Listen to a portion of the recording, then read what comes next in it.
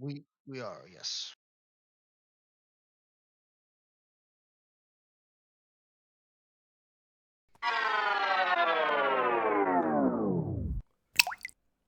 Hey everybody, good morning. Welcome back to Reaper Pro Tips with me, your host Anne, and disembodied voice Justin.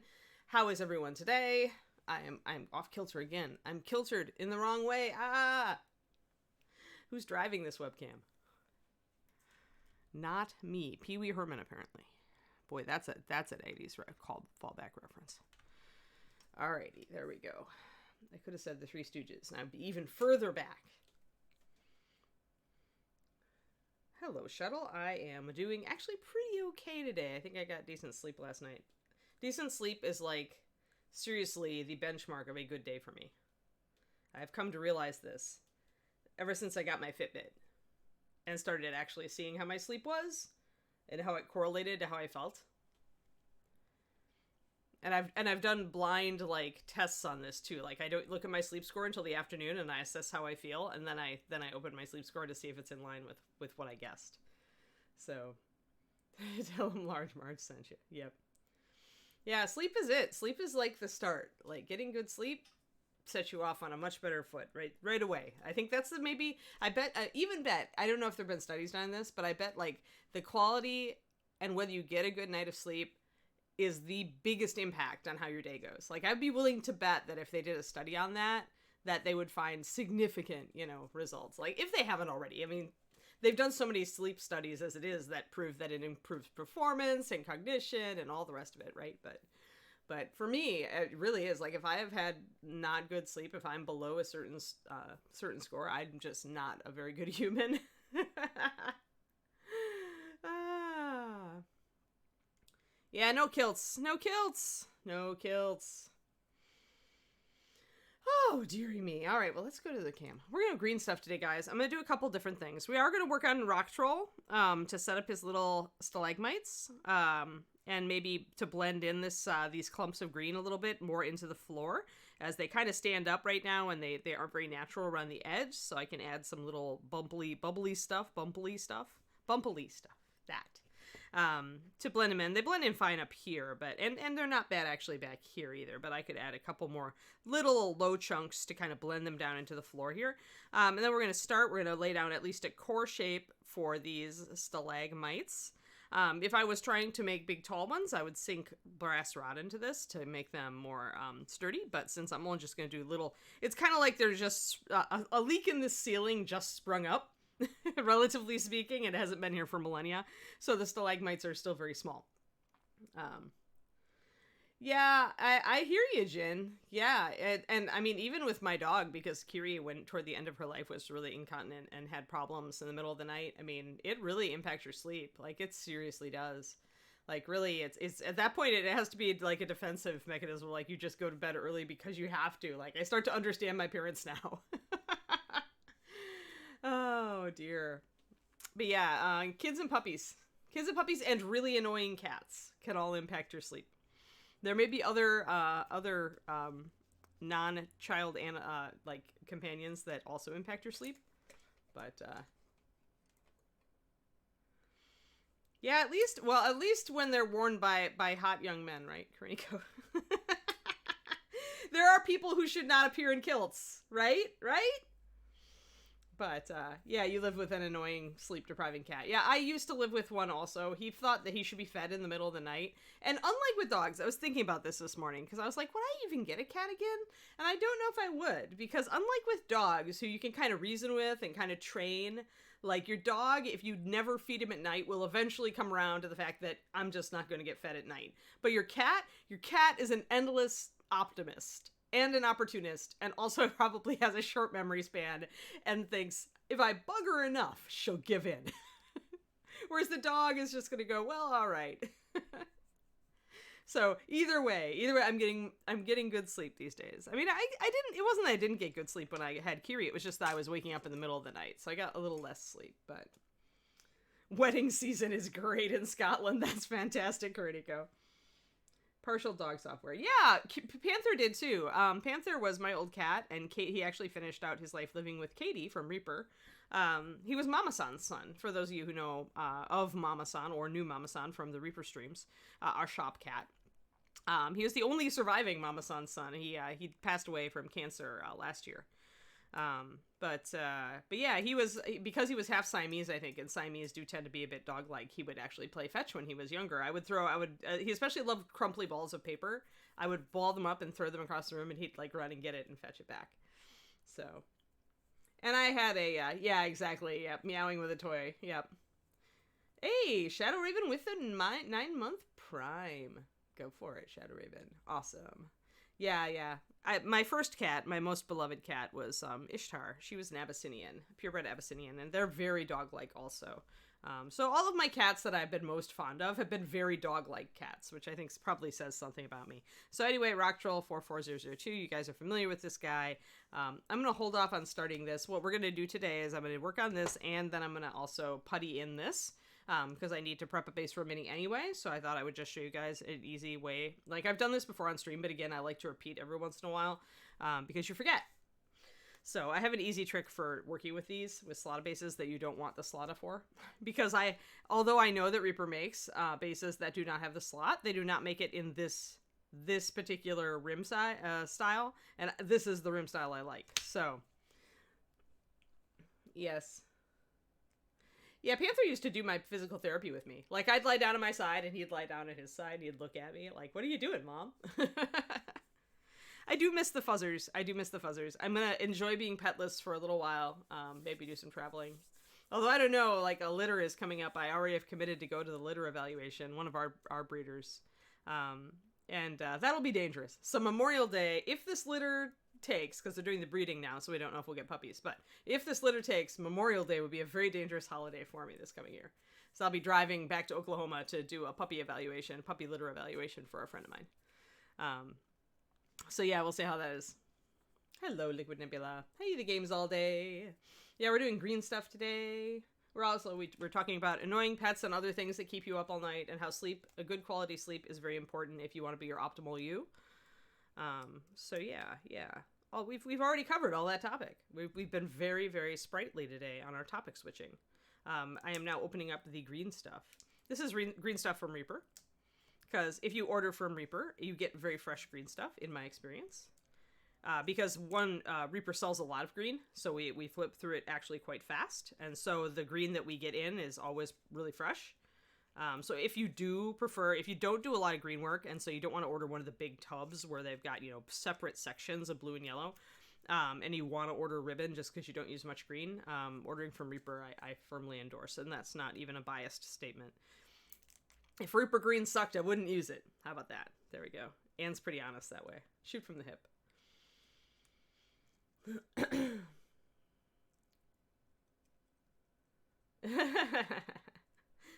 Yeah, cats are funny. I mean, they're their own type of animal. Like, it really is, like, and I've had both. There were times when I just didn't want a dog, like, thought walking a dog would be too much of a pain in the butt. I just didn't care to do it, and, so I just had cats, and then there have been times where I was like, oh my god, I can't deal with having a litter box in the house one more second, and I had dogs, and now I have nothing, which hasn't happened in, like, a very long time. About 18 years, actually, since I last went. And that was only a 6-month period between Ishtar passing away and getting my new cat, Panther. Panther and Reika. So, 2-part putty, yes. Ta-da! It's actually plumber's putty. Games all day is the weird stuff. And when people, at the dawn of miniatures, when people were still trying to figure out what to sculpt this stuff from, Tom Meyer, who still works, he did Thunderbolt Mountain, he still does work for Dark Sword Miniatures, he has been in the game from day one. Tom Meyer is credited with discovering green stuff, i.e. discovering that 2-part epoxy plumber's putty actually worked best for miniature molding. Not only for holding detail and for forming rounded shapes, but also that it would stand up to vulcanization at the pressure and temperature that were needed to create a rubber mold for metal miniatures. So this is why we use 2-part epoxy, plumber's putty, red, yellow, blue, so that's why they call it green stuff. You mix it together till it's green, and then you can use it. And it's very sticky. Other putties have been created since then for the purpose of sculpting miniatures, and they all have different talents. Green stuff is also cool in that you can mix it with like things like Sculpey or Fimo or Milliput, just like maybe 1/3 of those other materials and 2/3 of the green stuff, and it will change the qualities of the green stuff. It will still cure. So you can do all sorts of interesting things with it and with other putties. Well, everything before that was just like bigger statues, right, D. Clearman? Like, I'm not certain what they used back in the early day. It may have been lost wax, like for the really primitive stuff. For the very, very first toy soldiers, and if you ever, like, you know, talk to George R.R. Martin, he can give you an entire speech on this because he collects the first ones. It was a wire armature with actual lead sheeting wrapped around it. And then because the lead was so very pliable when it was, like, you know, in thin sheets, they could use it to mold and pound and reshape areas because it was so soft. So George still has in his collection some original, like, miniatures. Toy soldiers back in the day when they were like toy knights were handmade one at a time. Like, there was no mass production. And then later on, when they started messing around with molds, they would do one and then they would figure out a way to mold it. I'm not sure how they did that. I'll have to ask him next time. Next time I'm there. But yeah, like some of the earliest toy knights were just like lead sheeting, just wrapped and shaped around a wire armature, and then hand painted, each piece individual. So there's a collector's market for that sort of thing, obviously, for people who are really into, like, the dawn of miniatures. But that really was it. Like, toy soldiers were kind of the dawn of miniatures, and then it evolved. So yeah. But if you think about it, miniatures as we know it for our D&D games, like, didn't get going really until the 80s, right? So, because that's when Dungeons & Dragons, like, started really going. And then fantasy miniatures became a thing. And that was back when they were experimenting with different putty types and things like that, so that they could reproduce it, because you had to be able to, like, do something that was reproducible, and spin casting was what was adopted once they figured out the right thing to sculpt things in. So Ed could even tell you probably a lot about this, because Reaper was doing, like, little casts of planes for the military, like silhouettes. Like, that's how Reaper got into business, is because Al was ex-military.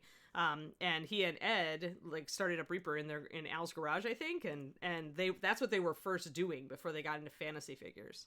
So yeah, so get Ed on the subject of Reaper history sometime, the ancient days. But I'm sure there are holes in my knowledge about how it all started. Let's see. Okay, so what are we gonna do first? So, all right, how many people do we have watching us right now, Justin? I don't want to start this until we've got a decent number. What do we got? We currently have 60 people. All right, perfect. Let's just do this real quick. So, if you are doing bulking up structures, you want to use more blue. You want more of a bluish green. And if you are doing anything which requires you to put a thin skin down or to blend in areas with green, you want to use more yellow. So, if you're using more yellow, you want to use about 2/3 yellow to 1/3 blue is a good ratio. You can also do a 2-to-1. Well, I guess that is a 2-to-1. Never mind. So that's close. Maybe a little more yellow. The reason I'm avoiding plucking from the middle is that because these two are conjoined, this is where it's starting to cure. Like, pretty much right after it gets put together, it starts to cure there. So I always pluck from well out. As long as your putty is fresh, that's good. As time passes, more and more curing kind of cross cures, and you get lumps on either side. So if you want your green to last longer, keep it in the freezer. It will, because it's a heat generating process, cure process. So if you keep it in the freezer, it'll retard the curing process. And you can have green that works for longer. It also works to just cut it into little pieces. Like, once you freeze it, or even sometimes before, but you need nonstick scissors. But if you freeze it, you can cut it into little pieces with plastic on both sides. And then you can just grab out a little bit if you want to.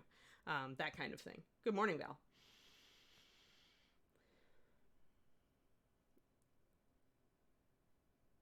Yeah, exactly. I mean, you mess with that. For me, I like, when I'm doing green, I'm often doing it for gap filling, in which case I need it very much more yellow, so that and that's one thing I was taught, like, that's one thing, actually, Bob and Julie taught me that. Green users on here.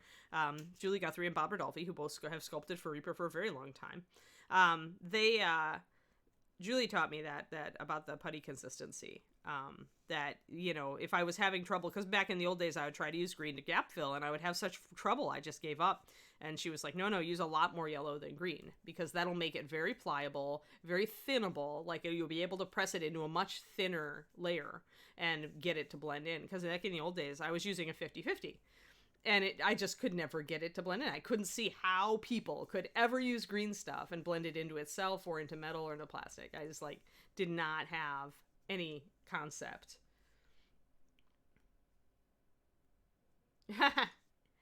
Cool. Yeah, VCR. There's a lot of differences. Green stuff or Milliput's gonna be more like clay. It's gonna cure a lot harder. It's got a different cure time. A lot of people use Milliput for train pieces because it's so hard. It can be drilled, it can be polished, it can be, you know, it can be sanded down. By polished, I mean sanded down smooth. But it doesn't have the flexibility of this, and it's a little bit different for when you use it for gap filling. You can use it for gap filling because, like Abe's Epoxy Sculpt, which is another one of my favorites, it can be thinned with water, which green cannot. Green is absolutely hydrophobic. It will not. Water is what you use to work with it without it sticking to your tool. So...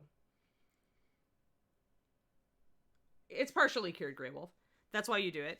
And since it started curing from the minute it was put together, even though I froze this for a few months, like, it's been out for at least a couple months now. I thought I was going to finish my last green bit before and before I actually did. But yeah, we avoid the middle just because all along here it's starting to cure and clump, and you don't want, especially if you're doing a smoothing thing, you don't want to, you don't want to get any clumps, because eventually even the yellow is notorious for even developing independent clumps out along its, you know, length, even out further. So I just avoid the middle. It's green stuff. You're paying like $3.99, $4.25 for like a double this size ribbon. It's going to take you forever to go through it unless you're sculpting big stuff. So yeah, we avoid the middle. So all right, so now we've got a more yellowy green. It's not as, can I hold it up? Yeah.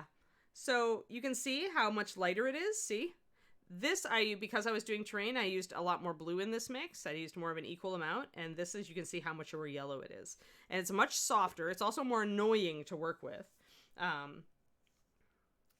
Yeah, that's the good thing about green stuff, right? It's very flexible. It's not brittle. Now let's see, where is my All right, so easy trick for dealing with slotted bases where you don't want the slot. You could use masking tape for this, but I love sticky notes, because I can put my sticky note down and then just carve around it. So sticky note, plop you right over that little slot, grab an X-Acto knife. I did always used to use masking tape. And because this base has a recess,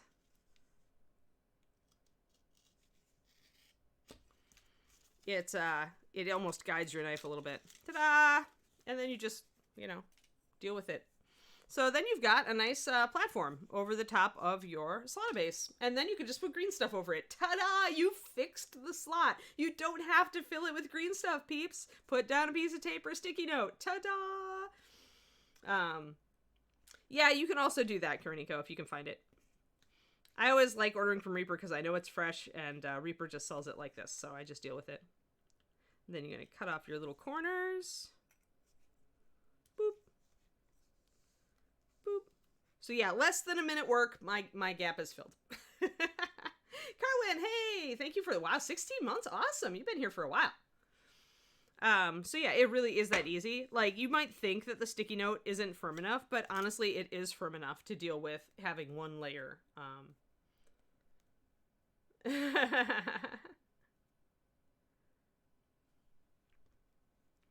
Yeah, you may be able to find ones, I mean, in the US, they sell them in tubes with a huge amount of blue and a huge amount of yellow, but I find that's just way too much green stuff as far as what I need. Okay, so I'm going to add some water to my hands so that I can, see, I've got water on my fingers, so that I can smooth this guy out without it being, flatten it out without it getting too stuck to my fingers, which is always the annoying part. If you're going to make it really thin, to kind of give yourself a head start, you want to do that, then you want to kind of dry it off. So kind of press it against my palm a little bit, take some of that water off. Don't want to get too much off because I do want to be able to peel it up. But there it goes. And then we can kind of put that down there. So we've got a nice little thing. We need our big Giganto Spoon tool or something flat. You could use a clay shaper as well. Let's get out both just for fun. So the things you want are larger flat spoons. Oh, look, and I've got green stuff on my giant spoon. What am I going to do? Well, I'm going to take it off. So, boop. Just take your X-Acto knife. When you've got your cured green stuff that's stuck to your tool, it'll come right off. Just kind of patiently, lightweight, scrape it with the edge of your X-Acto. You do want to get it all up because nothing sticks to green stuff like green stuff, except maybe skin. So you want to have a nice, clean sculpting tool. And this happens, I think, to everybody's sculpting tools, especially me. I'm just notorious for kind of trying to do it quick instead of, trying to take my time. So if I do it quick, then I inevitably end up with artifacts sticking to my sculpting tool, and then we're good. I could even use a little bit of like something, since this is steel and it's gonna stand up, even if I throw something sandable at it, I could just use a little sandpaper even to buff it off if I really wanted to. But this is pretty good. I think I can't feel anything when I rub my fingernail over the surface. I can't feel any putty, so I think we're good. So something like this is wonderful because it's big. You can see if I put my fingernails next to it, you can see it's very large. It's almost, it's about almost half the length or half the width of my finger. Water is what I use. It works better with petroleum jelly, I find. However, once you put down petroleum jelly, that means you have to wash that part before you can put any green over the top of it or, to paint it. So I hate that, so I use water. Even though I understand that when I'm making a smooth, rounded surface, petroleum jelly will give me a better result, I don't touch it. So then you just gently kind of start smooshing in your green. If you've got overhang, just kind of grab your end of your tool and kind of grab it off. You might use it later. Put it on top of your little... I keep like a plastic bag around for my green stuff, but I also just put extra green stuff just right on top of the plastic of my green. Makes it easy to find. You never want to be looking around for where you put that clump of green and then find out you've sat on it. You don't want to put so much water down on top of this that it goes underneath the edge, as that will keep your green from sticking. So if you get some water, try to kind of, I've got some water there on inside the crack. So what I'm going to try to do is essentially press down the green on the part that does not have water, and then just kind of push it and push the water along in front of it. It's not going to be totally successful, but I'll be able to at least get that to kind of like go down there. I can grab a Kleenex, which I always have several near me, to use just the edge and take up some of that water. It'll stick if you press it down, so don't press it down, but you can use it to just grab little bits. Yep, I just dip it in the water. Like I said, VCR, I don't like using like things like Vaseline and stuff that people use. Carmex. I've heard of so many things that sculptors use, but I hate the delay of going and first I have to wait for the green to kind of cure, because if I try to wash it while it's, pliable, then I'm just going to get probably thumb marks, fingerprints on it. So, whereas if I just use water, all I have to do is wick off a little extra water with my happy little Kleenex or paper towel. And then I can go right back to sculpting without having to wait, and I don't have to wash the model. So even though I have used Vaseline once in the past, I was very impressed at how smooth it let me polish the surface. But it's not the trade-off isn't worth it for me. I just use water. And I don't really have any problems with water. So we just keep kind of pushing it right up against the edge here. When you've got a spoon shape, it's very handy, because then you can also use it to kind of pat back the edge in an appropriate... See how the shape is just perfect for this? And this is an old dental tool. Like this is part of like a standard clay shaping set.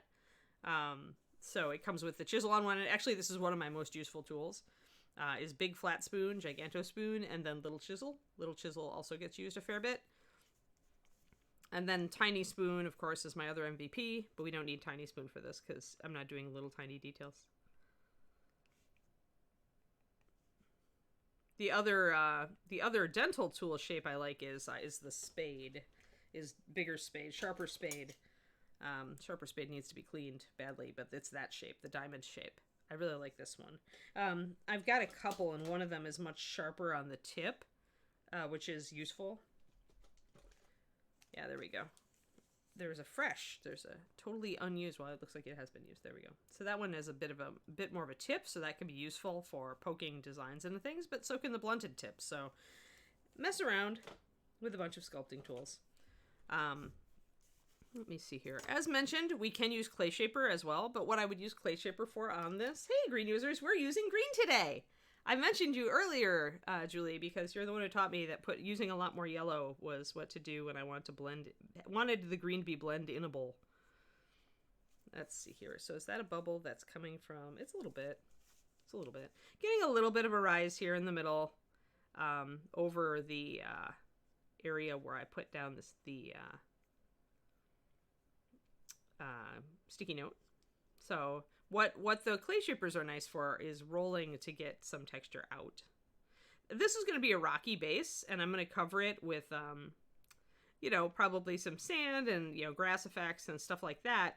So, and I'm going to be sculpting blocks of stone, like fallen masonry on it. So it doesn't matter so much that I get this super smooth. But if you do want it super smooth, you probably want to start working with your clay shaper a little earlier. You may also want to lay down a plastic. So, let's grab some plastic. Boop. So one thing you could do is you could put down some water on top of your base, kind of slide it around so it's all nice and wet. You could put that down on top of there, and you could reach for something flat, like the X-Acto knife here, and just kind of press it down. Wobble it around, and this is slightly rounded, so... But it's not going to stick to this plastic wrap, and the plastic wrap is smooth.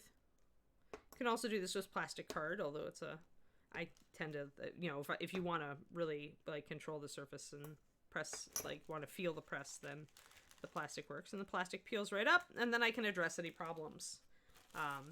Now, this is where we will run into a problem with having just used the paper. Because you can see we've got a little bit of an artifact there that's exactly in line with this. That's because we were pressing with enough pressure so that the paper started to sink. Especially because there are places where the paper's gotten a little wet, thanks to the water seeping underneath. You can see them. So at that point, I'm going to just gently pat this to where I need it and probably leave it to set for a second. Keep in mind that the fresher the green mix is, the more it's going to hold your tool details.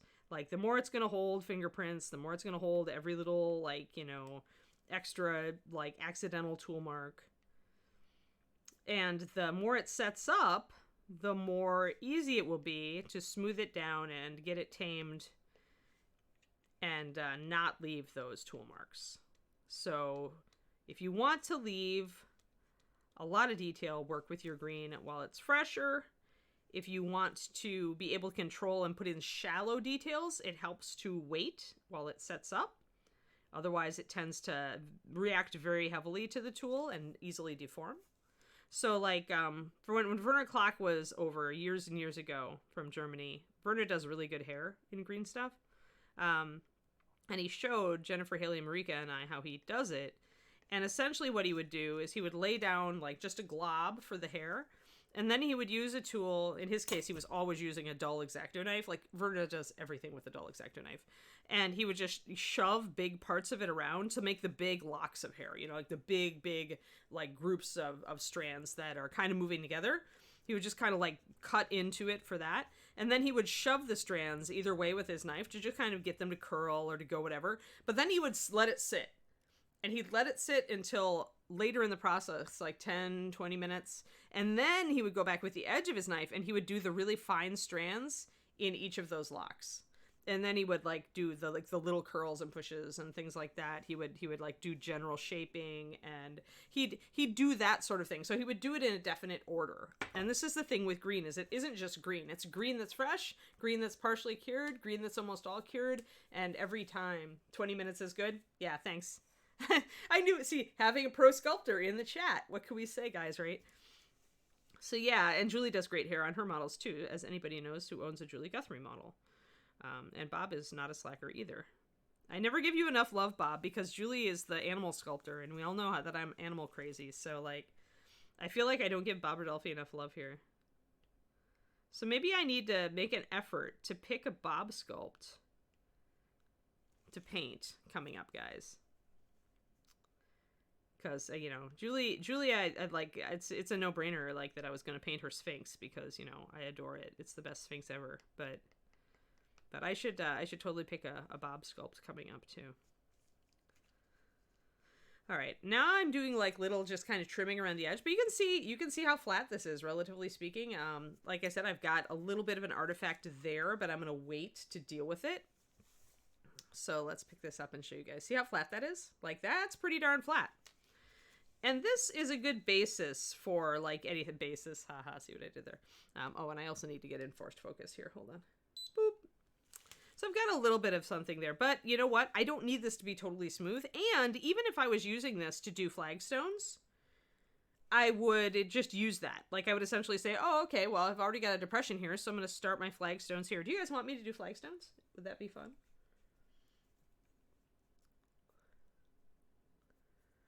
No, Chibi.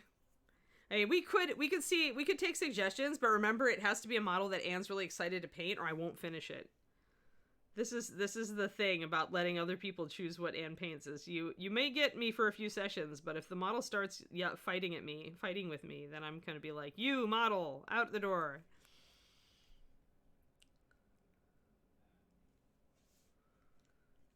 Because if I have to paint it start to finish, I'm going to be a lot more particular. Back in the days when I was just grabbing a model and like doing 1 or 2 subjects on each model and then just tossing them or whatever, tossing them in a box, then it was easy to like let other people choose a model that they wanted me to demo on. But nowadays, if I have to stick through the whole thing, if you guys want me to stick through the whole thing, what I'll do is I'll just search for Bob on the Reaper store, and then I'll, you know, go, oh, that model, I always loved that model, I'm gonna paint that one.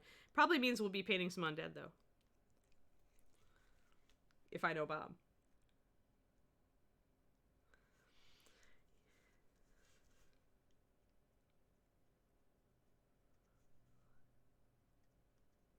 Yeah, that would take some time to put together a list. That's, I mean, the thing is, too, Robin, is that right now I have a whole box of miniatures that I already ordered from Reaper that I want to use on stream. And they're all just kind of queued up in the closet. Like, I've got them all, like, sorted. There's like a prima donna opera singer with a fancy dress, and there's the female elven blacksmith, and there's, you know, there's all sorts of really cool figures. There's a female paladin, there's one of the Pathfinder models. You know, there's so many models I already have queued up to demo various things on.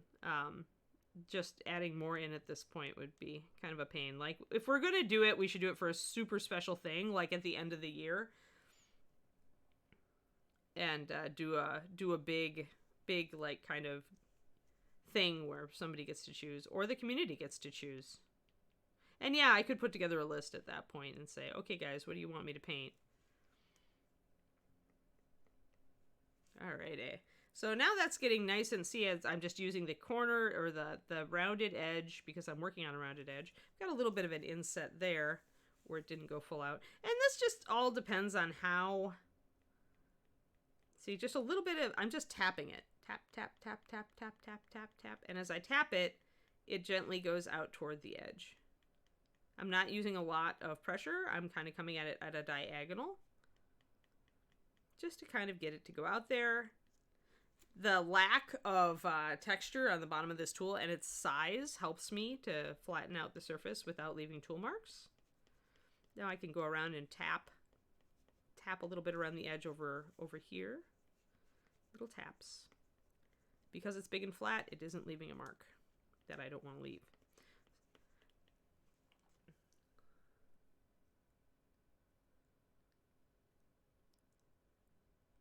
Oh yeah, the bus. Yeah. Yeah, I mean, I already painted the female with the girl, the sorceress with the dragon for Reaper. So maybe I'll do the male elf on stream once they come out. I'll have to ask for a copy. But we could do some really cool stuff on his cloth, and we could do the face. And you guys, and I would actually be able to paint a bust on Reaper stream, which would be insane. So I think we could do some fun stuff there. There. So I've got it nice and smooth except for my little divot there. Either I'm going to put terrain over that divot or I'm going to put sand over it. It's not a big deal. If you really hate the divot, you could grab, remember that little extra bit of green stuff that we kind of took off in the beginning? You could put that down, although hopefully it's not too cured. See, by now it might actually be too cured, but maybe if we put it really down thin. But you could get it on there and you could try to flatten it in if you wanted to. Or you could say, no, this is a feature and I'm going to do flagstones, so. Well, okay, if Reaper needs more busts, guys, you all have to buy busts. That's the thing, is this is always a test for Ed, right? Everything that we put out, if it's the first of something, that doesn't mean that we're going to start putting out a lot of them. If it's the first of something, it means that Ed is trying to figure out if you will buy it. If you buy it, he will make more. If you do not buy it, then it will go like The Grudge did. It'll go into obscurity until busts make a comeback and suddenly everybody wants one. So it's Reaper's decisions are directly backed by sales data. The bosses are accountants. They're very conscious of our bottom line. Yeah. Yes, good. Well, continue. Yes, continue. When new busts come out, buy busts. All right. So I could fill that in, or I could use it and do flagstones. Flagstones are very easy. If you want them very shallow, this would be a good base to do it on. Because I only put a very thin skin of green down, I won't be able to cut very much into this if I did decide to do flagstones. There you go. Yay, extras! Yeah. But if I was going to do flagstones, I would grab one of my spade tools. And then again, let's clean off our little spade tool. With a little bit of a knife action. You're not going to hurt the steel. You're just going to scrape off everything softer than it. And so we don't want little particles on our base, so we'll move that out of the way. And just polish it up a little bit. So you've got a nice clean edge and nothing's going to adhere. Also, another thing to mention about green that is curing a little bit is that it becomes less sticky. So green really does vary as far as like what you can do at various times.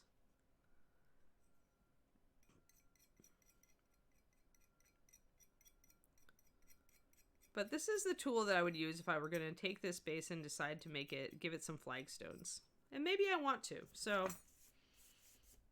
I do at some point need to. Actually, this green might be set up enough to start doing the stalagmites soon. Yeah, I should use it for stalagmites. But if I were going to set up cobblestones or something, let me see. There is a male bust that it's elven male that Reaper is putting out, and it's actually Reaper has 2 male busts, counting the Grudge. Yeah, Sir 4 scale bust would be boring. Monster busts, yeah, I would like to see a werewolf bust or a you could do some cool things. I think the important thing about a monster bust is it has to have interesting textures and details. And you probably want to throw on like either jewelry or armor or clothing or something, right? Like some of the most popular busts I see online are like liches and vampires, where you can do the fancy armor or you could do like the robes and hood and the crown, that sort of thing. So some of the best monsters, orcs are also very popular because then you can do the leather and bone, or you can do big armor bits. So humanoids like that. I'd actually really like to see a good gnoll bust, like with the hyena head and the armor, like piecemeal armor, really like kind of thrown together or corroded, or that could be fun. And I like gnolls, so I like painting fur also. So for me, maybe I should just try to sculpt one. I am slowly getting more into sculpting, but all right. Let's see here. I'm just checking to make sure. Yeah, a gnome bust, I don't know. Like, you gotta look at what sells to Chibi, and the problem is that I don't think gnomes are as good of a seller as, say, dwarves, and certainly not as good as elves. Elves, like, sell like crazy. Gotta look at sales. Gotta always look at the business side. I know it's horrible, but you do. Sheldon's, I just order it from Reaper. It's just the standard green stuff. Green stuff is pretty much green stuff, like plumber's putty. The only thing is you don't want to just like go out and buy it from a hardware store usually, because it's usually been sitting around. So you want to order it from somebody that has a lot of fresh green stuff. Either like I assume Green Stuff World still sells green stuff if you're in the UK. UK, EU, sorry, European Union. I guess they are in the UK though, so who knows what the what the taxes are going to be now. But if you're over there, you can get it from there. I get it from Reaper because I know from experience that Reaper burns through this stuff like crazy, and so Reaper stuff is always fresh. Yeah, a fairy would be cool. That's true. Chibi Amy. Puck would be good. But yeah, screen users, yes. Well, yeah, but you're right. Your happiness is not Ron's main concern. Ron's main concern is making sure that Reaper stays solvent. So when he makes decisions, he has to make them with what he sees, available sales data saying. So that's why if we're gonna like make this revolution, guys, and get Reaper to like make more busts and stuff like that, we have to make sure that, we not only buy them ourselves, but spread the words, use them in classes, teach people, take the fear factor out of painting busts by doing a class on how to paint a simple bust, stuff like that. Nobody's business. Nomad Zeke. Ah. Yeah, now we're getting humanoid puns. All right, so we've set up our green stuff. So now if I want to do, like, if I have two choices here, guys. I could just let this cure so that I have a nice solid layer over the top of that sticky note or tape or whatever you're using, right? Or I could cut into this now and just take advantage of the artifact that I have here to start doing a little bit of masonry. So I'm using a really gentle touch because I know this is weak, this area along the sticky note that I used to fill in that crack. And I don't mind if it's an irregular shape because I want these to be really rough, like this is meant to be in a ruined city. For those who follow my D&D game, this is a base for my orc monk. I'm sick of her not having a base and I want to start painting her soon, So now you make a decision after you've got your first line down. You make a decision about how big your cobblestones or your masonry stones are going to be. If you're doing cobblestones, you want to make this very wiggly because you're going to be doing more circular stones. I tend to like to use more rectangular or square stones. So if I do very large stones at this point, I may only get like, a couple. So let's do that. Let's assume these are big, big stones to start with, and then maybe I'll build up some fallen masonry on top of here. So I'm going to go way over here. And what this means is that there will not be another row over here. It means I'm going very small or very large with my base stones. Now I can use a little more pressure back here because I know there's a solid plastic base under it. I've got this big glob of water on my tool. I think I'm just going to spread it around with my finger. And again, I don't mind if I get a little bit rough or out of line. You don't need to have it perfect. If you're doing the floor in a palace, then you probably want to take some effort to make your lines straight. In which case you could lay down a guide to help you. Like I could probably put a little water on this and lay it down to use that edge or something else like it. But yeah, that's pretty good. So I've got my start. And now I need to decide. I'm probably gonna I want one solid base square. So this is kind of like freehand, guys. The rules of freehand apply to this, which is that if you want these shapes to really, if you want to carry like the vision of this shape, like you want the viewer to notice the shape here and how big it is, then you have to make sure that after everything, the viewer can clearly see at least most of one complete stone. If they can't see most of one complete stone, then, they won't have any idea how big these stones down here actually are. So unlike this, I'm going to try to I'm still going to go off center, I think. And I need to get a little bit more water on my tool. I could also put down just kind of a thin skin of water here. And you still have room to adjust after this.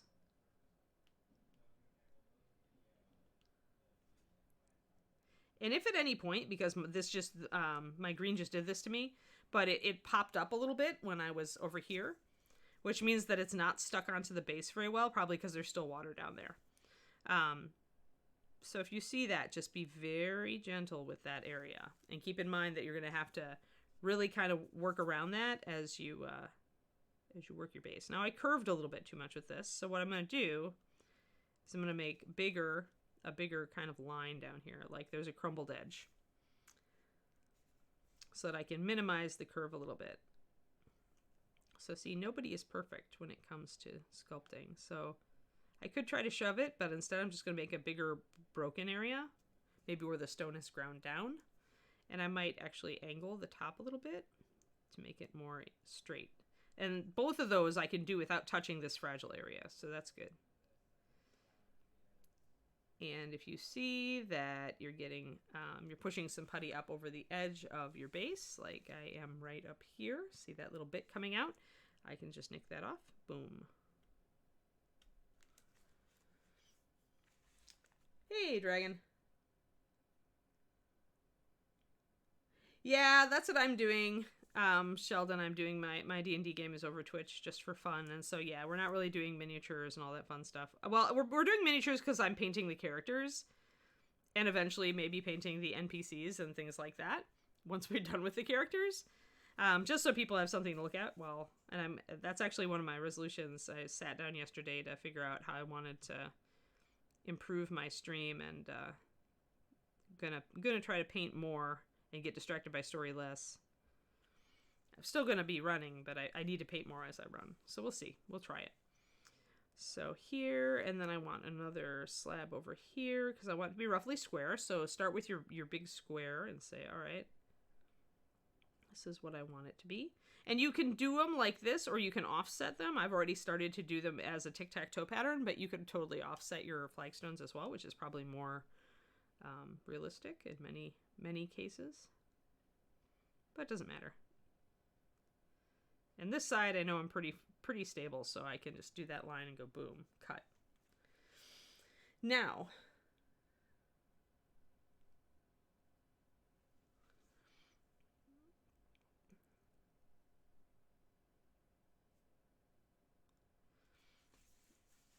once we've got these lines scored in, we can go back and fine-tune this. We need an even finer sculpting tool. Tiny Spoon is here! Tiny Spoon is my MVP sculpting tool. Thanks to Gene Van Horn for making Tiny Spoon and including him in his sculpting kits that he did for ReaperCon a long time ago. So Tiny Spoon is indeed a tiny spoon made out of brass rod. They are fairly easy to make. If you have brass rod and a dowel and a drill and something anvil-like to pound your brass rod against, do not upset your neighbors. So what I can do with Tiny Spoon and other really fine micro tools is I can come in and kind of round the corners and add details like cracks. I can also widen the cracks between these tiles very gently with very small motions. I'm going to see if I can get even closer. I can. Good. Excellent. So essentially Tiny Spoon lets me get in even further. And I can also kind of tilt Tiny Spoon and widen these, widen the cracks between the tiles. I can also make them more irregular. I can round their edges because I have a tool that's fine enough to do so. So if I want to suggest that they are broken around the edges, which I do in this case, this is an old city, then I can use my tool to flatten those, make a little space in between those tiles.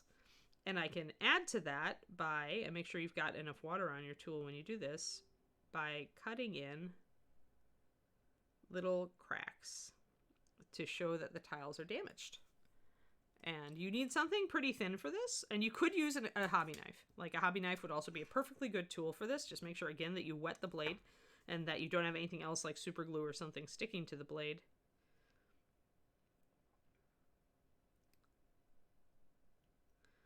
And if I want to crackle it up even more, I can have another line coming off of that. And you can, create as much kind of like cracked areas as you want, but that looks pretty darn realistic. So this is the part where you make it real. The first part is how you map it out. This part is how you make it look real. This attention to detail. And you know what? Hi, sales department. Yeah, there we go. Green users with an excellent tip in the chat there for keeping your green better shelf life, for giving your green better shelf life. So the beginning, this is just like with painting, guys. The beginning is all about blocking things in, and then everything you do from there on out, all of the detail, the attention to detail is how you make it real. Like, it really is the little things that add up to make a realistic looking stone or floor or book or anything. For those who are still on the fence about my Patreon, yesterday for the $10 tier, I put up a video I really like about how to paint tiny books to make them look real. And I was super happy with how it came out. Because it looks like pretty much like butt up until the end, and then suddenly at the end, after I like add the cover, it goes boom, and then it looks like awesome. And it just shows you, like, it's just a testament to the fact that it's the details. Like, you know, you've got to have a good foundation, so you've got to set things up well in the beginning. But if you've got a solid foundation, or as James Gurney puts it, you know, you've got to have a good sketch. Whether you have a good sketch is going to determine, you know, the overall success of your piece. But after you've got that good sketch, it's all the detail, attention to detail, that makes it really work. So now you see, remember this artifact that we had, this kind of pit that we had in the base to begin with? Now you see it actually adds to the realism. Like, it looks like a crack or a fissure or a sunken part. So I'm going to add to that. I'm going to play into that by adding a crack right along the side there. Let's turn it so you can see it. There, see, so we've got that nice crack starting here. We've got a nice crack up here. I'm going to actually go, and I don't even know where I'm going to put the figure in the space yet, or where I'm going to build up more masonry and stuff. But what I'm just doing is playing, and there's value in this, right? Any extra play time with the green, working it as it gets more and more cured, gives you more of an instinctual feel for what you can do with it. Like, you're going to notice when you have to start really trying to make your tool indent into it, right? And if you are good and you make a note roughly at what time you started working with your green, then that can give you a guide, and you can say, oh, well, 30 minutes in, I could do this, but 45 minutes in, it was doing this. And that's going to vary a little bit with ambient temperature as well, because remember, heat is what helps green cure. And so if you are in a very hot room, like during the summertime, or even sculpting outdoors, if you're trying to, you know, like enjoy your outdoor weather, you could see a very fast cure time. But in the winter, in a cold room, you're going to see, well, your fingers are going to freeze eventually, but you're going to see a slower cure time. Let's see. Okay, you guys are all good. Excellent. So I'm a little bit uneven with these. Like this stone is a little bit more uneven, so I am actually going to slide it. Like, who knows, there could be earth tremors in this area of the world. So if I trim down this edge and kind of make that part of the, like, to just say the stones have kind of, you know, slid apart as the ground is a little bit uneven. Maybe the ground was a little wet, or actually there is a lot of rain in this city where we are. So it's very, very plausible for paving stones to slip if they're worn down at the edges and not perfectly up against each other anymore. So I can kind of ruin that edge a little bit. And now any irregularities in our stones, like this little part that I had to press down like extra, this works because now we have a stone that we can make a stone texture out of this. So you see that lump, that lighter lump? It's almost like I had a little bit of yellow cure. So what we're going to do is accentuate that. So I'm going to come in with my sculpting tool, again with Tiny Spoon, and I'm going to press Tiny Spoon down just a tiny bit along the edge of that lump. And what I'm going to do then is accentuate that lump and make it look on purpose. It is not a problem. It's a feature. It's an awesome feature of our tile. What I'm going to do now is go back to my big flat, Mighty Spoon. We'll call it Mighty Spoon. Mighty Spoon and Tiny Spoon are friends. Oh boy, children's book coming now. But anyway, now I can use the edge of Mighty Spoon, and I can press down along that indent and create a feature in our stone that's uneven, which is something that a stone would have. Notice how much water I'm using. In a twist, Mighty Spoon is actually Tiny Spoon's sidekick. Actually, it's true. Morning, Max Styles. How are you? We're doing green stuff. And I was going to work on troll stalagmites, but then I got really into this little base that I'm sculpting, which is what happens. Anne loves sculpting rocks. It's what happens. I don't want to use Mighty Spoon, like, right off the bat. I want to use Mighty Spoon to back up what I've done with Tiny Spoon. Because if I try to use Mighty Spoon off the bat, like I just did, Mighty Spoon is so huge that he's just going to make like big triangles. Like, you know, he doesn't have a tiny corner to make, here, hold on, I have to pick this up. There we go. He doesn't have a corner to make little tiny details with. So let me get in focus, make sure I'm in focus. There, good. So if I want to do this again over here, if I want to like see along that edge, we can make that an intentional detail as well by doing the same thing, kind of pressing down around it, make it irregular shape. See how I'm not doing kind of little tiny little presses with Tiny Spoon?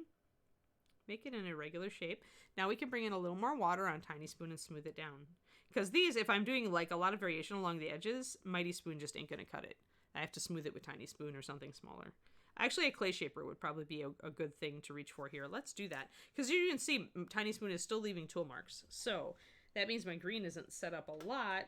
So I should probably use a tool I'm liking lately, the chisel tool from Clay Shapers. So these are soft and silicone, which means they're pretty much nonstick, although I do still use water when working with them. They are the extra firm. That's what you want. Soft is usually way too soft. So they're the dark tips. And this one has an edge. As you can see, it's a chisel. So I can use it a lot like Tiny Spoon, but because it's softer, it's not going to leave the tool marks that Tiny Spoon leaves. And we can use that to kind of refine and gently roll out this area. If I get a little bit too many features from it, then I'm going to reach for my round one. Like if you see, I'm getting a few lines here.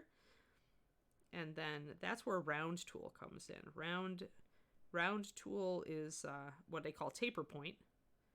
Round tool is lovely because you put just barely any pressure down when the green is still relatively impactable, I should say. And you can roll round tool to make a beautiful smooth spot. See it? You can leave some of the texture if you like it. Or you can use round tool to roll it all out nicely, or roll most of it out. Maybe you just want to roll most of it out and leave just a little bit. See? Now we've got our little edge. And if we want to, we can put a partial crack along that. So we'll take our Tiny Spoon and we will come in with a little bit of a crack along that part. Maybe an incomplete crack. A crack that is just forming and is not yet really a problem. So one right there. And this is where you can just have fun. And again, this is not a waste of time. Even if you later cover up some of it with, there. So now we've got a crack that's coming to kind of a ledge. So we're getting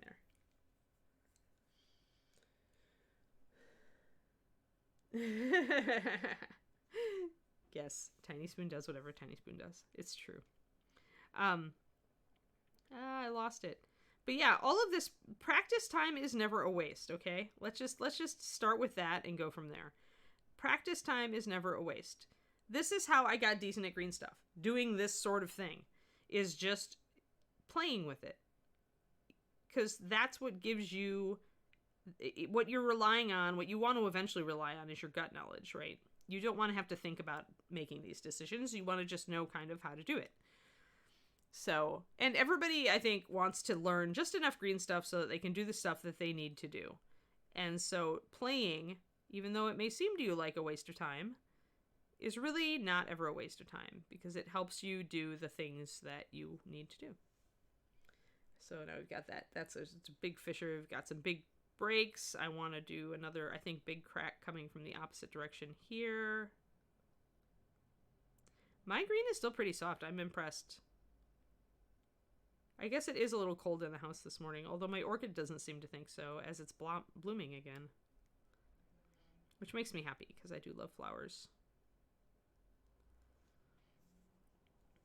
It's the second orchid that David got for me. When he realized that, you know, a $10 orchid essentially was better than buying me like a $50 bouquet, because the $50 bouquet will be dead in 4 days, and the orchid will still be making Anne happy months later. So I have 2 orchids, and one of them is kind of sad and needs a repot, so I may kill it. I'm not certain. I have a black thumb sometimes. It's an intermittent black thumb.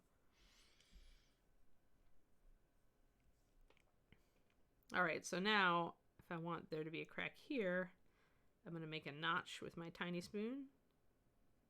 And again, you could use like a knife, like a ground down or dulled down X-Acto blade. In the same way I'm using tiny spoon, although I love tiny spoons. So if you do have the wherewithal or a nice sculptor friend who has like, you know, the ability to make you a tiny spoon, get a tiny spoon. Tiny spoons are the best. I have like 2 backup tiny spoons just in case I ever like lose tiny spoon, and I gave David another tiny spoon that I had because once he tried tiny spoon, he was sold. So really, Gene just ought to stop sculpting and start making tons of tiny spoons. I'm pretty sure he would be able to support himself for at least 5 minutes.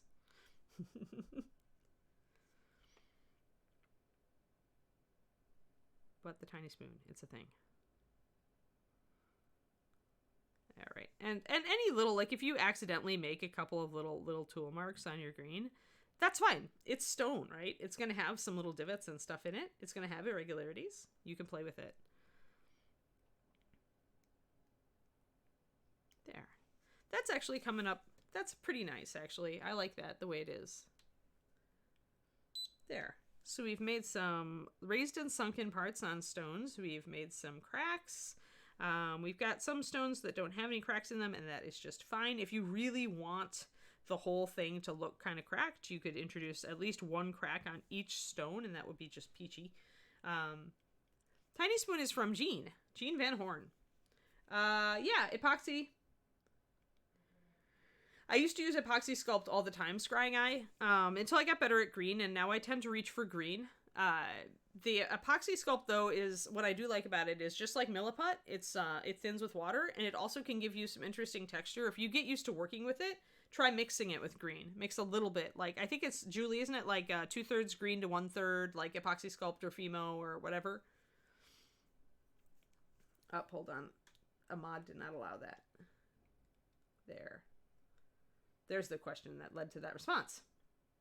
Jabberwock, Tiny Spoon was from sculpting kits that Gene Van Horn sold at Reaper for a while for classes at either the ArtistCon or ReaperCon way back in the day. But it is easy to make a Tiny Spoon if you have a dowel and some, you know, sandpaper and a drill and a appropriately sized piece of brass rod and a hammer of sorts. So if you have tools, it is pretty easy to make yourself a Tiny Spoon. It should be a tiny spoon. But yeah, I realized how much Tiny Spoon was my friend, and so I bought a couple of sculpting kits just to get extra tiny spoons. Yeah, it's a flattened wire bit. You just got to get some brass rod. That's the appropriate thickness. I'm not certain what thickness it would be because this is actually a thicker brass rod than I ever use for pinning. But yeah, and then you flatten it out with like a ball peen hammer. Make it a little bit convex on one side and concave on the other, just a tiny bit. You just wanted a very shallow spoon. See, it's got a little bit of a tilt, and it's got a nice sharp edge, and it's rounded edge. So it's just a really utilitarian tool. It's fantastic. Okay, so Green User says even 1/4 epoxy sculpt will make green easier to use. So yeah, try that. May keep the texture from yeah, because it'll be more like a traditional clay, right? It won't be as springy as green tends to be. All right, I like that base. That's good. So now, when you're happy with your base, even though I'm going to sculpt more rocks and rubble and things like that, or maybe I'll just add some that I have. You know, I've got all sorts of like cork and sand and gravel and stuff like that. So I might just, but although I do think I do want her to be up a little bit, like on a low wall. So I'll probably grab, when it comes to putting a figure on top of the base, guys, like you can see her feet here. She's just going to be on a small part of this. Whatever part of the base you end up not liking the most. Like, it's like, if I decide this part is my most hated part, then that's what I'm going to cover up with my wall to put her on top of.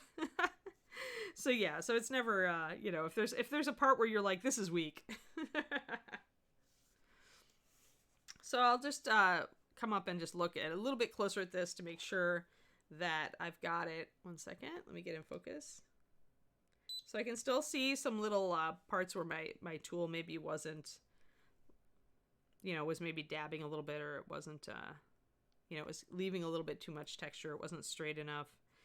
In here, I may decide to like come in, say with a knife or with chisel tool, if I see like little marks where I was kind of dotting my line here with a tiny spoon or something, I could bring in chisel tool to make that straighter. Likewise over here, I could bring in chisel tool if I want to straighten my lines. I'm going to get a little more water on chisel tool. So if I see an irregularity and I do want it a little straighter, because chisel tool is much longer, it's much easier. So if you do feel like you got a little bit too kind of piecemeal with your lines and you need to reinforce it, just come back in with your big tool and work it that way. There, I like that now. Mostly. Pretty good. So then all of this stuff I can then reinforce with paint when it comes down to it. I just got to make sure that I've got sufficient cracks. Make sure that they're deep enough that they're not going to kind of rebound on me. Like Julie was saying, sometimes green will kind of rebound on you because it's kind of rubbery. So if you want your tool marks to stick better for longer, then using a mixture of Aves and green or other stuff can help. So there we go.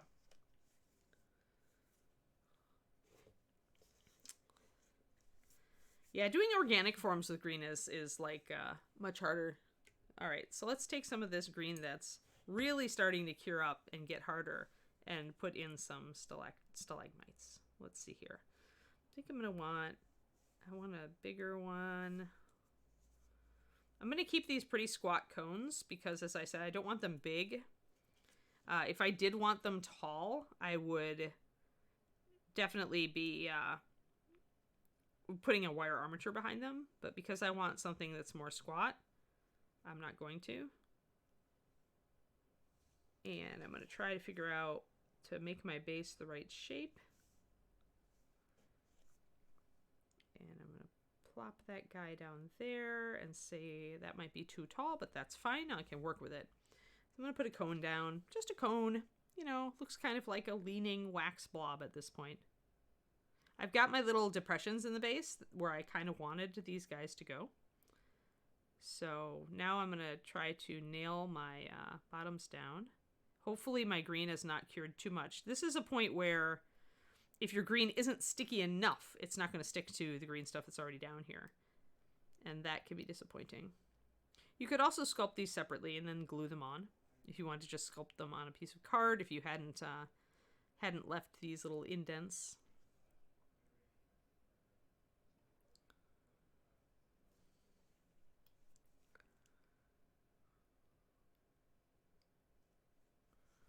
And this may be too tall, in which case I will just snip it off. But for right now, I'm just trying to stick it down.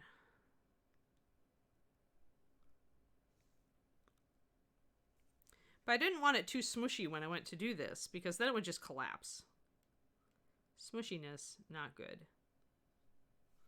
Now what I can do here is I can snip a part of it off with my fingernail. And reshape and put this guy in here. Boop, boop, boop. Like little candles next to each other, because little rock formations, right? Tamp this down. Again, tiny spoon is good for this because since it's so small, I can be really precise with my pressure. I'm not using a gigantic tool that's automatically going to squash something flat. I'm able to just kind of tease it. Yes, stalagmites. Everybody covets tiny spoon. David regularly covets my tiny spoon, even though I gave him one. But I didn't give him one that... I gave him one that goes into a pin vise, and he just wants my tiny spoon. I guess that, you know, since we're partners, he gets to, like, steal it whenever he wants as long as he puts it back. Yo, Kitty wants tiny spoon, huh? Yeah, because it's a little thing that's moving up on your TV. That's really funny. Cats are funny. All right, so one thing that stalagmites can have is they can be kind of nested. So an area can build up and then a smaller area builds up inside of it. So with Tiny Spoon, I can take the outside area of this and kind of scallop it.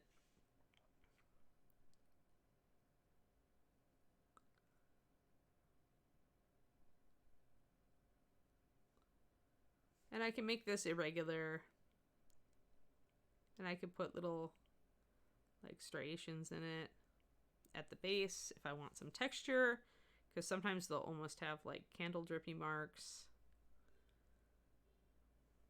But yeah, little tiny. And I don't, like I said, I didn't want like really big stuff. I mostly just wanted just a little bit of suggestion that there was some cave formations starting up here. Kind of like I did over here with this blunt cone shape, just like little shapes that are kind of growing. And once again, having a photo reference and kind of knowing where you want to go with it is a good idea. Even if you end up departing from that, it gives you a starting point. So there, we've got some nice little formations. I need to blend in the back a little bit. And in the interior here, we're going to put a pool. We're going to do some water effects, because water effects are awesome. Because if you can put water on a base, you should put water on a base, in my opinion. At least if you're doing something display-wise. It just adds a lot to it, to add a different element into your piece. Adds more visual interest. So we got our back kind of blended in there. I can continue my little divots here. And I gotta anchor this back part here. Nobody's really gonna look at the back of it, but it needs to look at least decent from all the main viewing angles. And this one is very tall and wibbly wobbly, so I will probably just kind of combine these together, kind of smush them together a little bit, and then probably leave it to cure and work on a different area. Because I don't want, it's going to need to cure in order to be stable, and so I need to let it cure. I need to not mess with it when I have it roughly in the direction. I can always build more on top of this. Like once this is done, I can put another skin on top of it and make it even bigger. Let me get my next glob. Putty's the stickiest in the first 10 minutes. Can make up a fresh batch. Put it between the cured putty and the part you want to put it on. Yeah. Yeah, I did the Wraith, but she was a while ago. I haven't done a recent Bob sculpt. All right, back here, I want to put a glob and point it. So here I just have like one little indent that I left. Yeah, that's true. I could get some fresh green mixed up and use it as a joiner. Julie has an excellent point. I tend to, I tend not to because lazy, and also because, usually I'm using like, just like the ends and bits and bobs of my green. Just, you know, at this point it's a putty catcher, right? Now I'm going to use my fingertips to kind of make it more of a tip-top shape. Narrow toward the top. And if I want to, I can continue to do that. Once I've got the bottom anchored, I can continue to kind of squeeze it and pull it up so that it gets into more of a stalactite shape. This one I'm going to give kind of a puddle around the bottom. And then I'm going to do that again. Maybe I'll make it go up in a spiral. So take it from the bottom and then make a edge, press up, press in and down.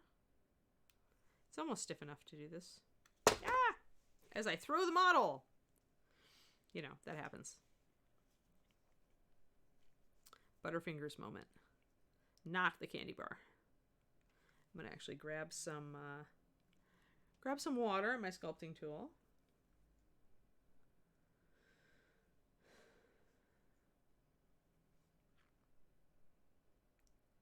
Yeah, Bob has done a lot of Sophies. I just found some of my old Sophies I found a Reapercon Sophie in original blister, I think, the other day when I was reorganizing our hobby room this weekend. At least my section of it. David is now jealous of how nice my section looks and is taken to cleaning his desk. I pretty much spent all weekend, my long weekend, when I was trying to rest my back, I spent kind of just sitting propped up on the floor, like reorganizing my shelving and my paint collection, and now everything is so cool and nice to work with. So now we have kind of a little spiral of almost a snail shell. You can make cool rock formations. I'm gonna make sure that I don't leave any messy bits.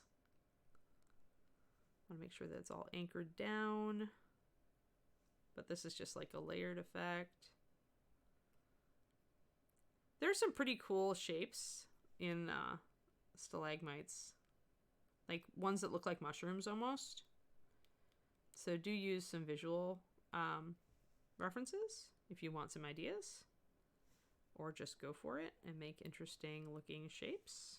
I'm going to make a couple of more kind of coney shapes.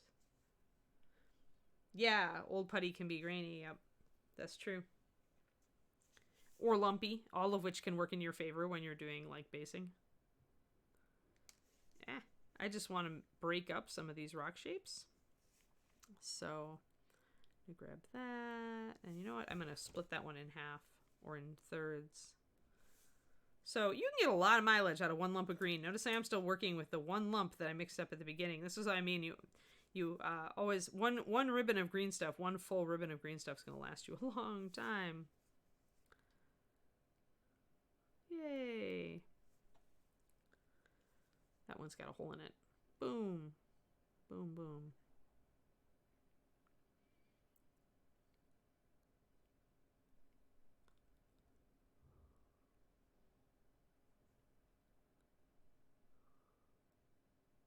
I don't know what I want to do with this lump. I haven't decided. Maybe I just want to kind of make it look melty.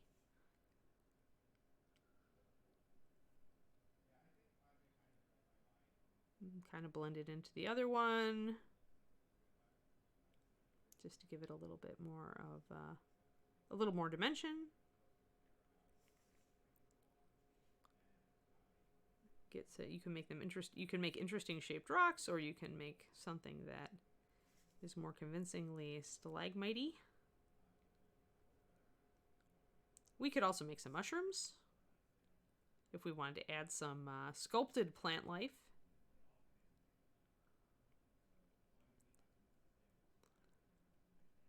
You can still blend some green in a little bit at this stage, but it's going to be rough, but since I'm working on rocks, that's not a big deal. I can keep this rough and it'll work fine as part of the sculpt. Since we're working on rocks, it does not have to be smooth. This is looking quite good, actually. All right.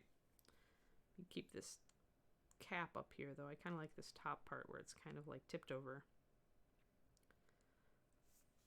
All right, I like that rock. I like these rocks. I need something on the back here.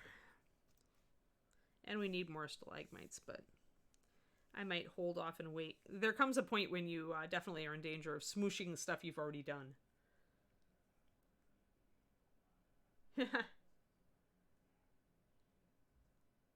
Use old stuff for interiors on big sculpts. That's a good tip. That makes sense, right? You're going to skin it over anyway. So you're saying that the center of Maldrakar is crappy green stuff, Julie? That one had wire, though, didn't you? You used a lot of wire and screen for armature on Mal, the big 5-headed dragon. I'm going to actually do one of my stalagmites here. Boop. Boop.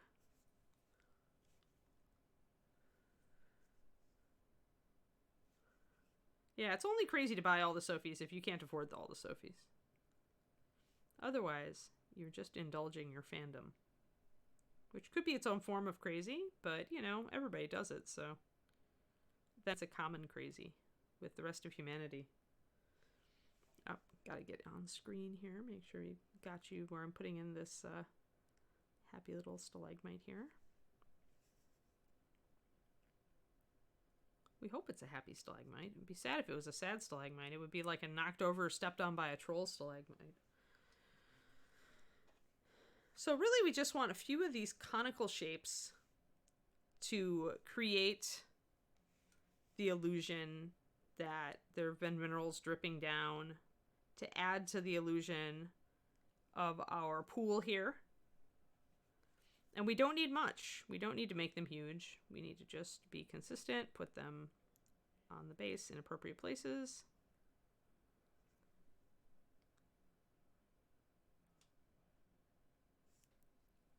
Boop, boop. This one's going to be more smooth. I just want to get it in the right shape.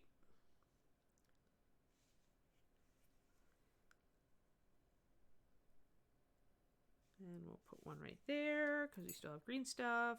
Now we're moving a bit faster. Mostly because I want to have this set so that we can actually start painting it next week. We're all mad here. Yes.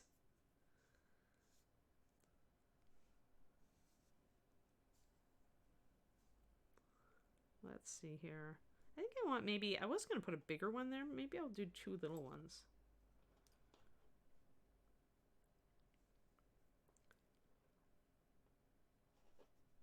Boop. So always get it, if you can, get it to stick to the base and then move it around with your sculpting tool. But as it gets older, as I said, it gets harder to make it stick. So I may need to smush this one down and then build it up. Or maybe I just make a little, like, fungus pot or something. I don't know. Uh-oh. Oh, no, it says. I don't wanna. It's like, I have water underneath me and I do not want to stick. Well then, if that's the way you're going to be, little divot, I'm going to put you elsewhere on the base. I just have to get it on my tool. Put him over here. Fine, you don't want to be in the front of the base? We're going to make you in the back of the base. Now he'll stick. See, he just wanted a different positioning. Now I'm going to widen the base.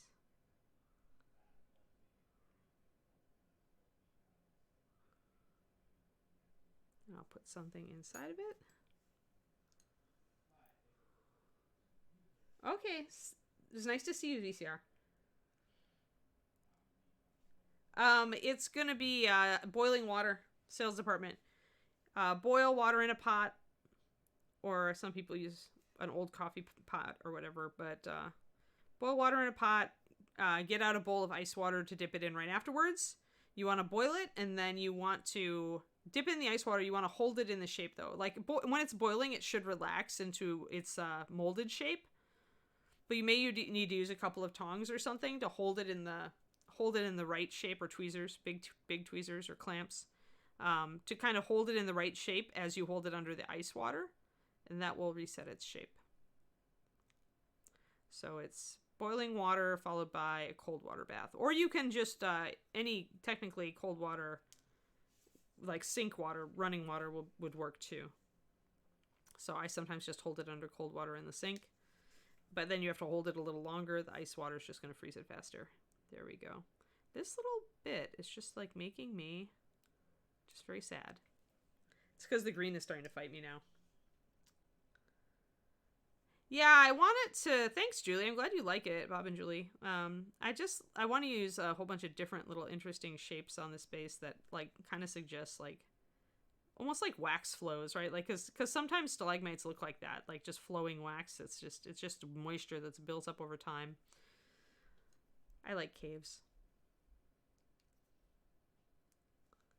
They're neat. So now I'm just building up little areas on top of each other. And using different sorts of shapes like helps, I think, too. So...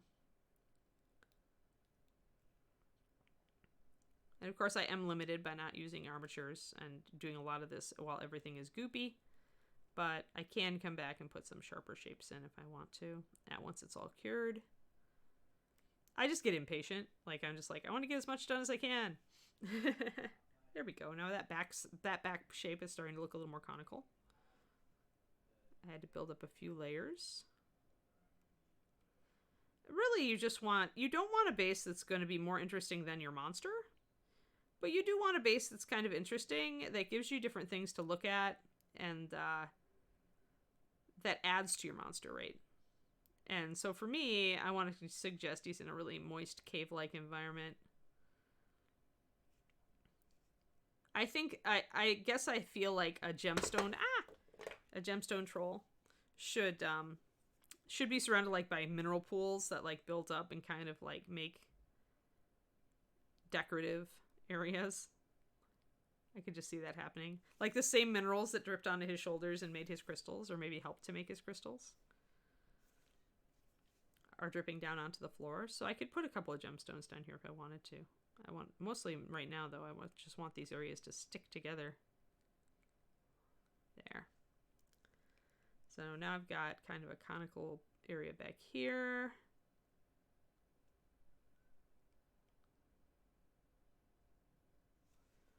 Like different layers just building up. Like I said, another thing we could do is do some fungi. Mushrooms are always a happy thing. I need to nail this back part of this one down. As these guys set up, it gets harder to blend things in, but it gets easier to kind of push them one side or the other without leaving a tool mark. Yeah, that's looking pretty good. All right, I still am missing one up here. One divot that I put in. I could just leave that as a divot, or I could make something else in it. Let's see. What do I have? Let's do some mushrooms.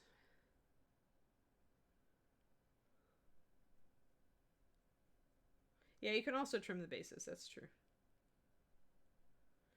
Yeah, I'm not sure yet, right? As far as painting yet. All right, so let's do mushrooms. Let's see here. I'm trying to judge how much green I want for these. I'm just gonna do the caps. Gonna pretend that they're hunkering down in there. They don't want to get stepped on by a troll. So we'll do 2 little spheres. And one easy way to do mushroom caps is actually to let a ball of green stuff cure and then just cut it in half. You want to use softer green stuff, more yellow if you're doing that. But you can also just take a sphere and round it. And I'll probably switch to the clay shaper in a second once I've got this smushed down a little bit. So smush down. And I could be using big spoon, giganto spoon, mighty spoon for this, but you want to flatten your ball a little bit.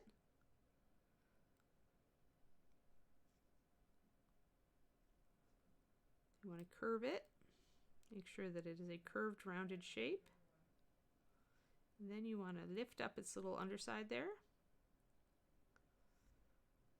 Boop, boop, boop. It's because it's a mushroom cap, right? I've never done this before this way, but yeah, I should be able to do it, so why not? So spread it out with a tiny spoon a little bit. Then you can take this little piece of putty right here and suggest that there's a little foot. Boop, boop. Pull your mushroom cap out. So this is handy for doing a mushroom cap that's up against something. And you can, any excess putty in here, you can kind of smush back and into the stone.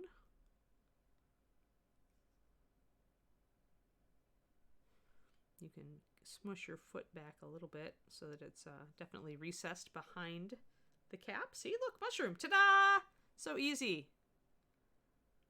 So easy. And then if you let it sit up a little bit more, you can kind of do some texture maybe on the underside of the cap here. Just some suggestions of it. Right now I've got to make sure I don't lose my stem. Boop. And I also want my stem to be kind of like growing into the floor, so I need to plant it. Bloop, bloop. So this is the kind of fun stuff that having smaller tools helps with. Some embroidery needles can be good too. The micro ones, sometimes they can be good tools. There, mushroom. Let's do another one here. So press in the underside because that's going to become your foot. And as you press in the bottom, The top is gonna rise up, see?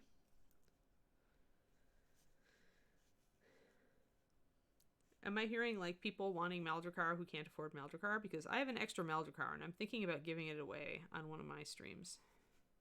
Like I got an extra one, I got the resin one, and I'm gonna paint the resin one. But that means I have an extra Maldricar currently sitting, taking up space in my closet. And I was just thinking the other day, since I'm about to start revamping my closet, that I might want to find a different home for Maldricar. But I don't know how I'd ship it. I'd have to like wrap it in brown paper and just like ship it that way, I think. All right, so boom, let's see how this experimental mushroom technique really works.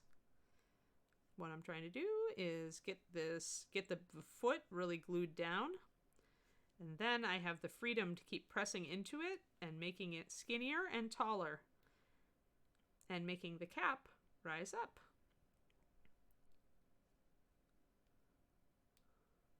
You don't want to go too tall if you're doing it this way. Obviously, this is a freeform mushroom. And then I've got to make it a little more rounded on the top to really make it look more mushroomy. I mean, some mushrooms do have really thick feet, not foots. And some don't. The bottom mushroom's better. Yeah, I'll have to figure out how to ship Maldricar. I really do think that probably brown paper wrapping is the way to go. There's no way I'm going to have a box that's big enough for him.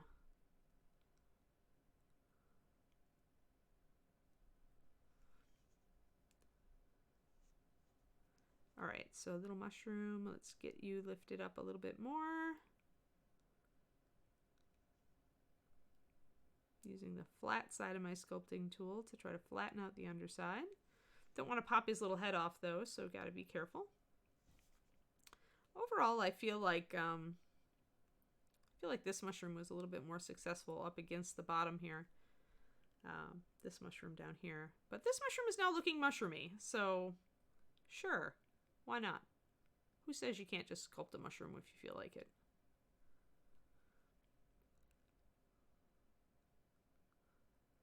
Little mushrooms. Happy little mushrooms. Cardboard boxes and tape, yeah.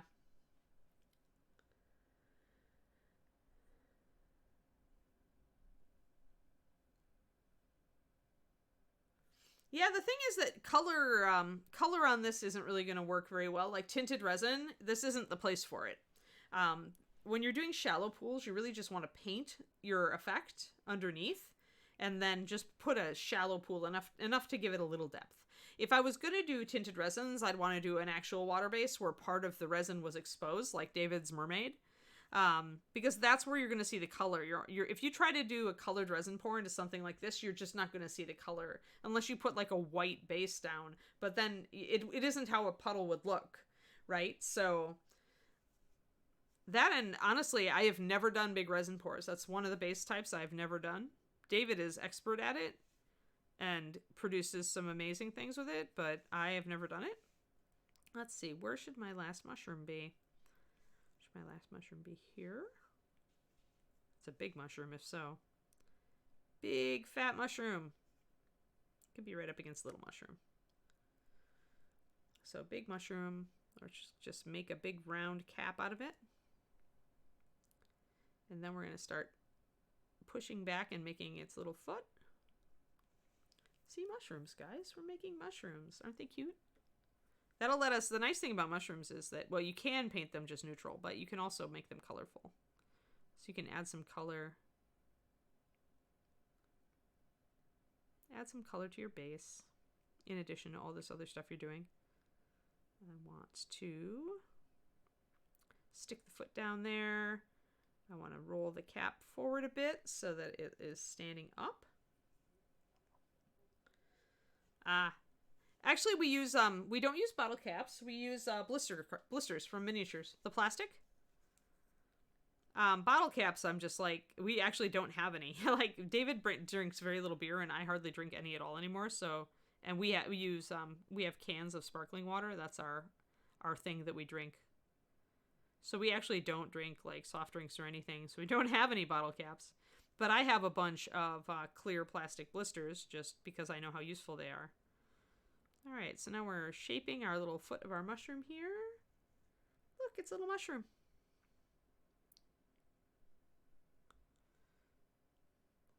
And we'll just get that kind of like built into the surroundings and leave just the little base in the middle.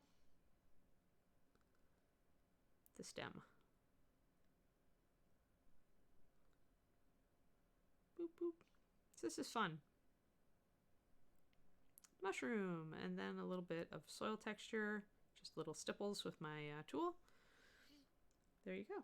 We have mushrooms. Look, I have a baby mushroom, and another baby mushroom, and a bigger mushroom. This is fun. Basing is fun, guys, okay? Fun, guys? Ha ha ha ha. Unintentional, but totally devastating. Take your pun damage. Nomad Zeke and Valandar. But yeah, I mean, basing is fun. Think of it as like, you know, is practice in sculpting and just setting a scene, right? So there, now I add a little foot onto that mushroom, see? This one could be a little skinnier still. And I can roll the cap forward a bit. There. There, now that looks good.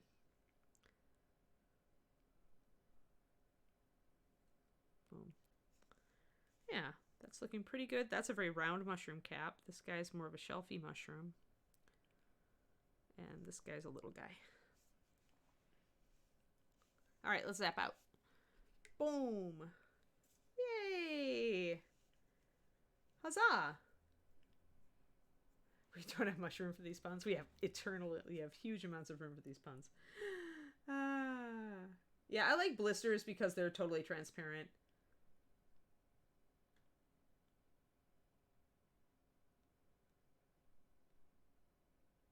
Yeah, I mean, you can do pourable resin and then water effects on top, absolutely. Yeah, I don't have a lobster to put in this pool. I'm sorry. I gave up beer back in the day because I went gluten-free because my surgeon recommended it, and I've been pretty much gluten-free for almost 8 years now. Crazy talk. I mean, I still every once in a while, if David buys a pastry or something for us to share for a dessert, I'll have a little bit.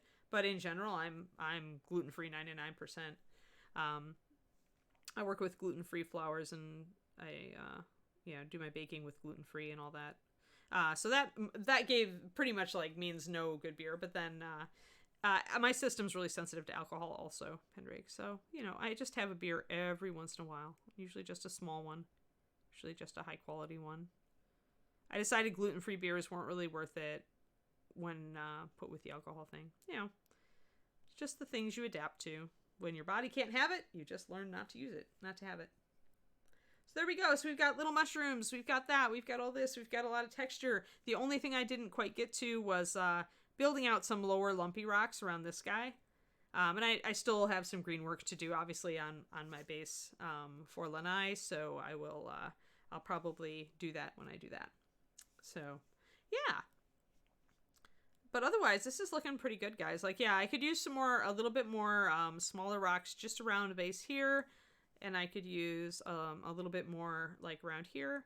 And it's a little cartoony, but he's cartoony, right? So it works. And so that's another thing to think about when you're choosing a style of base is what is your miniature? Is it a chibi, in which case you want your basing to be very cartoony and fun? Or is it like a more realistic model, in which case maybe you want to do something that is really real looking? Or is it more like he's kind of halfway between, right? Troll is not a chibi, but he's very over accentuated. He's got very cartoony features. So having a slightly more cartoony base adds to him a lot. But yeah, I mean, looking at him, you can see it makes for just a very much more interesting thing that he's on, right? Now you can see that he's in a cave. So once we start painting it, it'll be cool. Yeah, well, and it's nice to have Bob and Julie. Also, thank you for always coming, or almost always showing up, Bob and Julie, because when we have, especially when we're doing green stuff, they're experts, right? They're totally like decades of experience. So they know a lot more than me. Everything that I've learned that's useful about green stuff and sculpting, I learned from Bob and Julie, except for maybe a little bit from Werner and little tiny tricks picked up over the years from other sculptors, because you absorb from everybody when they're all around talking about stuff, right? But now that a lot of them have gone digital, it's very much Bob and Julie. Or when I have a question now about working with green, I ask Julie, or I email both of them. So yeah, I'm glad you guys had fun. Yep. And I'm really happy with my little mushrooms. I think I need to I need to fix that one's base a little bit, but otherwise I really like them. And this is the right level of basing also, guys. So, all right. So we could have gone bigger with our stalagmites, right? But if we went bigger, then we're actually putting a barrier in front of the troll, right? Like here, you can still see all the troll. You can see his feet. You can see you've got empty space in here. The troll still dominates things. When you start making basing that's taller, then you have to ask yourself how it's interacting with your figure. And usually if you're going to make taller basing, you want it toward the rear of the figure, so it's more of a frame for the figure, more of a backdrop, and less of a forefront thing. So it's key to think about stuff like this. When you are adding features to basing, you really this is about perfect, because it gives you detail and three-dimensionality, and it makes the base a lot more interesting without actually getting in the way of the model. So when you're building stuff like this, ask yourself, am I getting in the way of the model? Do I need to knock things back? Don't think that just because you're doing basing, you need to go over the top on everything, right? There is actually a limit. There is actually a point where more basing is not better. So keep that in mind. It's a composition when you're adding stuff like this. And what you want is something like this, something that gives you more visual interest and makes him in a definite environment and gives you more story, right? It'd be even cooler if, and I don't know if I'll actually have time or feel like doing it, but one thing you could do is you could put crystals coming up out of this pool. And then what that suggests is that the crystals that are on him are actually growing on him because he lives in this cave. So you could add to a story like that, right? By doing that. And that's what the best basing does, is it sets a scene for your story of where your miniature is and what he's doing. So, right, Pendrake, exactly. If you're going to do a taller one, you do it behind, and you do it as a backdrop, that sort of thing. So that at that point, you would do a taller one behind him because it's more boring back here, right? Because there's not a whole lot to look at on the back of the model except for the lighting effect. So you might do a taller one back here. But that's about it. Like that's the majority of what I would do. Like maybe put a little screen of them down here. But that's, again, that would take a lot more time on stream. I don't want to devote a ton of time to basing. I want to get on to our next monster model, whatever we choose to do. So, but this has been a great model. We're still going to paint all the base, and we'll probably add, like I said, we might add a little bit more. I might add a little bit more green. I don't think I want to use sand and gravel on this. I like the soft, lumpy texture of the base. It says water cave to me, and putting sand and gravel would not be feasible, wouldn't be in character for this sort of base. So that means any additional little lumpies and texture that I want to put on, I need to put on before we paint next week. So we'll see. I've got a lot of green work to do, and I tend to wait and do a bunch of green work all at once so that I only have to mix up one batch of green stuff. But, yeah. All right, Justin, who do we have to raid? Let's see here. I'm going to fix this little Let's raid Zambies. Oh, wow, we haven't raided Zambies in a bit. We've got a lot of good people to raid lately. I like seeing all of our friends streaming. Make sure to support them, guys. So cool. I'm just fixing the stem. There we go. We fixed the stem. Okay, cool. I'm going to let that set, and then I can always come back with green stuff as long as I've got everything at the right angle. I got to check my tall ones and make sure they're going in the right direction. As long as everybody's good, I can leave that to sit, and then I can adjust it next time. So I hope you all had fun today. We did a lot of green stuff with mushrooms and stalagmites, and I hope you had fun. Have fun and say hi to Zambies, and I'll see you guys later for my stream on twitch.tv/paintingbig at 4:30 p.m. Central Time. Okay, bye. Thank you guys very much. Don't forget, we have Crow's Nest today with Chris Lewis.